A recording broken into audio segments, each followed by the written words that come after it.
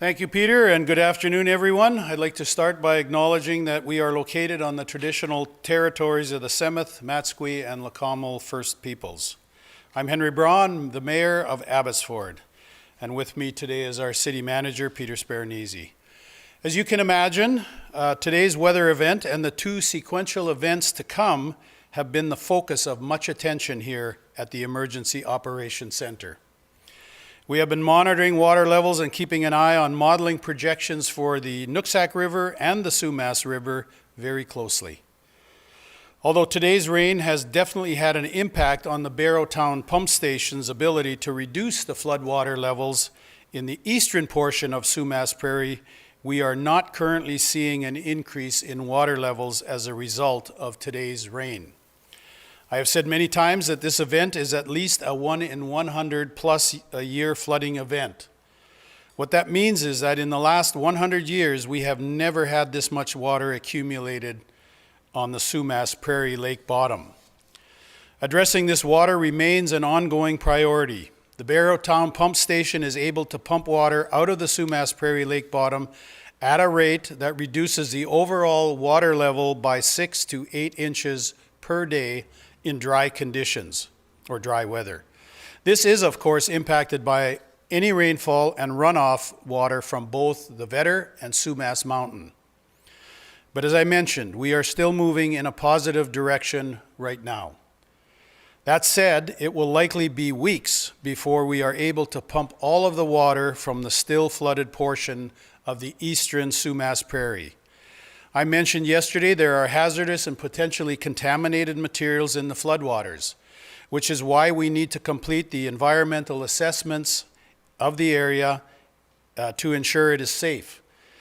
This work is underway, although crews will not be able to fully evaluate the entire area, including the water mains, until all of the floodwater recedes. Over the past week, we have put every effort toward ensuring that we are as ready as we can be should the worst case scenario occur and we experience floodwaters moving north from Washington State again. The repairs to the main dike are nearing completion, and the work there to bring the dike to a height of 23 feet is now 95% complete and expected to be finished before the next rain event, which we expect over the weekend. The Cole Road repairs are complete, and the balance of the work at Atkinson Road area, the Atkinson Road area of the South Dike is anticipated to be finished this weekend.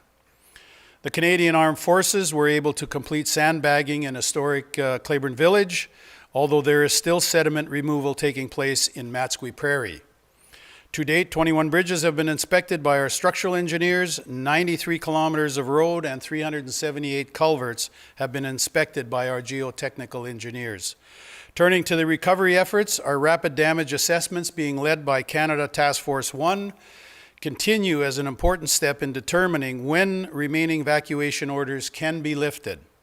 Our rapid damage assessment team has done more than 1,500 assessments as of today, and we expect more than 1,500 additional assessments to be undertaken in the coming days and weeks. It is vital that we conduct these rapid damage assessments to ensure that people can return to their homes, barns, and businesses as safely as possible. To date, we have had more than 1,300 people register with our Emergency Support Services Reception Center at TradeX. Again, we are pleased to see the provincial government supports starting to become available to assist all of our impacted residents. As you know, the provincial government has announced that Highway 1 is open today between Abbotsford and Chilliwack. We encourage everyone to monitor Drive BC for all of the latest road conditions. Regardless of where you are driving, please ensure that you drive for the existing weather conditions, watch your speed, and remain focused on the road. And now I'm just going to briefly deal with the visuals that are here.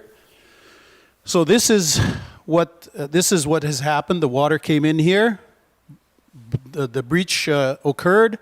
All of that water, which was probably 24 feet higher than it was over here on this side of the dike, poured into that lake bottom. And I mean poured. I have pictures of that. It's unbelievable. So that's where we were. Over here is where we are as of somewhere, November 21st. So when that breach broke up here, that water just poured in. Again, 24, well, it overtopped the dike, so it was overtopping for probably a kilometer, and eventually broke, and then all of that flooded into the lake bottom, which is here. So you can see how the water, this is all clear. So people who are driving down Sumas Way, or even looking at from these houses up here, they're looking over this part of the prairie and wondering, what's with the water? We don't see any water, because this is such a large area. The reason is because this is the dike for the Sumas River dike, so anything coming in through here from the United States would go into the Sumas Channel and out through the floodgates up here. But once that breach occurred, that water all poured in here, and so that's why this is relatively, the eastern 1/3 is relatively dry, it's wet, but relatively speaking, it's dry. And you can see the migration of the lake from that photograph over there to over here. You can see how this is all migrated over to here and up through in this area. And I thought it would be helpful for everyone to understand what's going on here. So with that, that is my update for today, and I will now take any questions.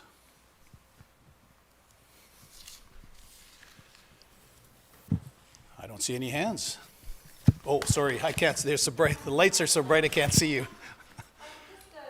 Looking ahead to how it's likely to take weeks to pump out the water. A long time ago, there was a mention of bringing in more pumps to be able to help with that work. Is that still happening, or how will that be accomplished? We have additional pumps out there. I think I saw some pictures on social media and media as well.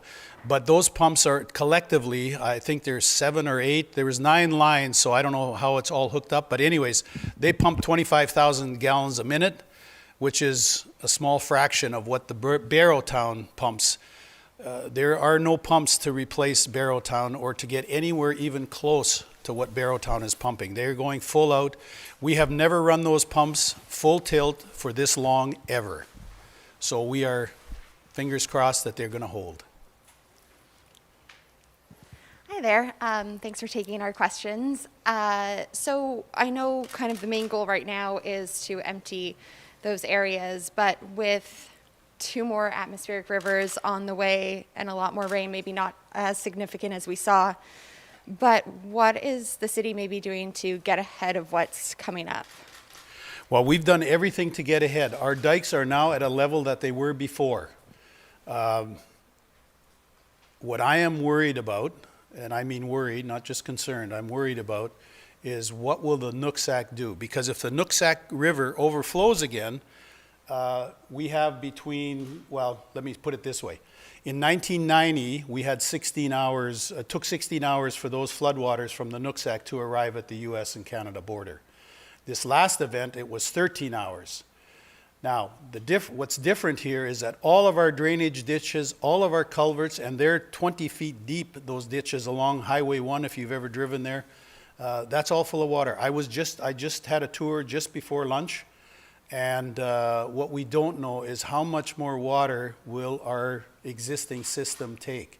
It really depends on the Nooksack, but we have a very careful eye on the Nooksack. I've talked to the mayor of Sumas yesterday afternoon, and we're going to be in contact with him because when their sirens go off warning their city, I want a phone call right now because we don't have sirens on this side. That's maybe something we need to look at for another day. Anyone else? Appears not. We're good to go. Thank you for coming up, and we'll see you tomorrow at our briefing. Thank you.